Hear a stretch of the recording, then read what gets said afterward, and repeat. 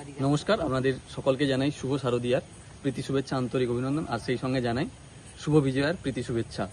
এবছর দুর্গাপুজো খুব তাড়াতাড়ি পড়েছে এবং দুর্গাপূজার দু তিন দিন পরে পড়েছে লক্ষ্মী পূজা, কোজাগরী লক্ষ্মী পূজা, যেটা প্রত্যেক বাড়িতে হয়ে থাকে।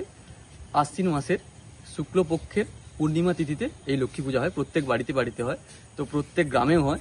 আমরা ছোট থেকে প্রত্যেকেই কম বেশি পুজো করে আসছি, হয়তো অনুষ্ঠান করিনি, কিন্তু প্রত্যেকটা পুজোই ছোট থাকে, তারপরে একটা বড় রূপ আকার ধারণ করে। এবং এই পুজোটা বড় হতে প্রত্যেকটা কমিটির, প্রত্যেকটা সদস্যের, প্রত্যেকটা ক্লাবের, প্রত্যেক কমিটির সদস্যের অক্লান্ত পরিশ্রম থাকে। তেমনি আজ একটি পুজো মণ্ডপে এসেছি, যেটা প্রথম বর্ষে পদার্পণ করেছে, এই বছর নতুন হবে। তো ওনাদের সঙ্গে আমরা কথা বলে নেব। নমস্কার। আচ্ছা, এবছর আপনারা প্রথম পুজো করছেন তো? হ্যাঁ, আমরা হঠাৎ কেন লক্ষ্মী পুজো করার ইচ্ছে হলো? তো আমাদের এবারে একটা ছোট আলোচনার মাধ্যমে আমরা করেছি যে ছোট করে একটা পুজো করব বলে।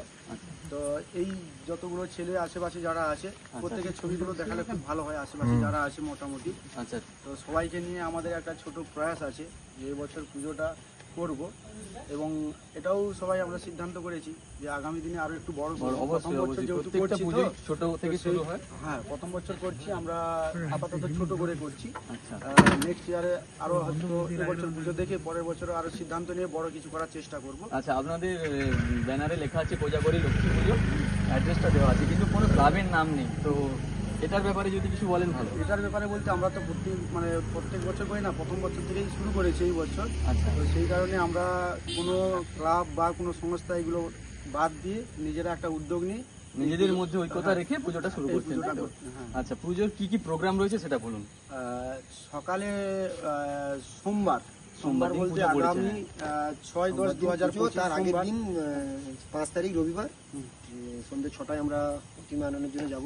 আচ্ছা, আচ্ছা, আমরা প্রতিমা আনার পর 6 তারিখ দিন পুজোর দিন সকালে কিছু ছোটদের বাচ্চাদের কিছু খেলাধুলো রয়েছে। হ্যাঁ, আচ্ছা, ক্রীড়া তারপর প্রতিযোগিতা। দুপুর 12টায় যেটা আমাদের সব থেকে বড় আকর্ষণীয় একটা যেটা খেলা রয়েছে সেটা হচ্ছে হাঁস ধরা প্রতিযোগিতা। আচ্ছা, ওটা সর্বসাধারণের জন্য হাঁস ধরা প্রতিযোগিতা।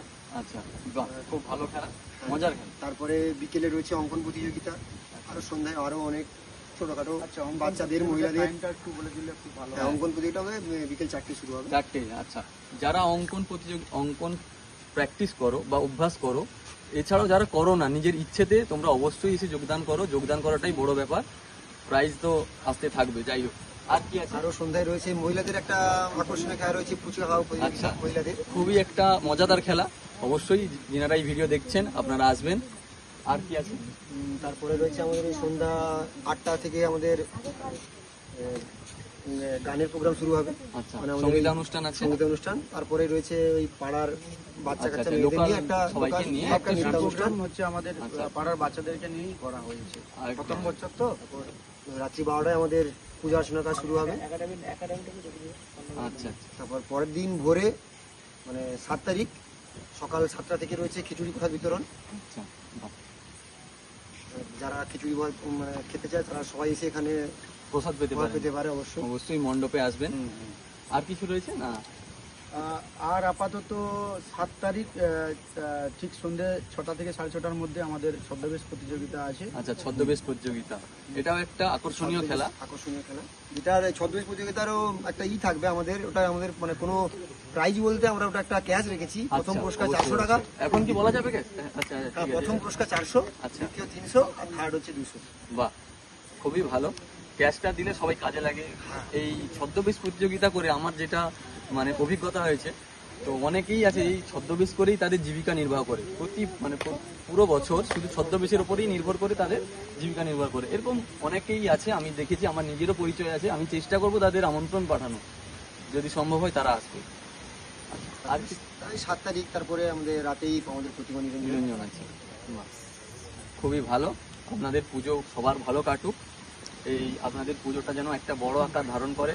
সবাই একসঙ্গে থাকুন, সবাই ভালো থাকুন, এই বলে এখানে ভিডিও শেষ করছি। ধন্যবাদ।